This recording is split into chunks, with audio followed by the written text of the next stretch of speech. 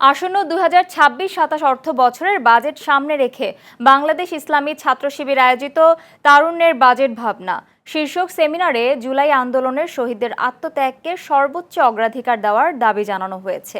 সেমিনারে প্রধান অতিথি হিসেবে উপস্থিত থেকে সংসদ সদস্য ও জামায়াত নেতা ডক্টর শফিকুল ইসলাম মাসুদ বলেন, যারা রক্ত ও গুলির মুখে দাঁড়িয়ে নতুন বাংলাদেশ উপহার দিয়েছে, বাজেটে তাদের পরিবার ও তরুণদের প্রত্যাশাকে প্রাধান্য দিতে হবে।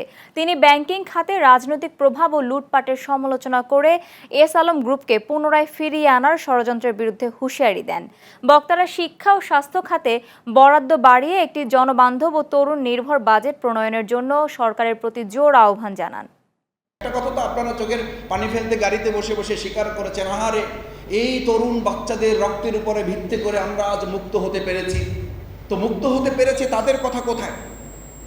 আমি প্রথমেই বলতে চাই, জুলাই আন্দোলনে যে সমস্ত তরুণ শহীদ পরিবারদেরকে রক্তের এবং গুলির মুখে দাঁড়াতে হয়েছে, তাদের কথা অবশ্যই বাজেটে সম্পৃক্ত করে তাদেরকে অগ্রাধিকার ভিত্তিতে রাখতে হবে।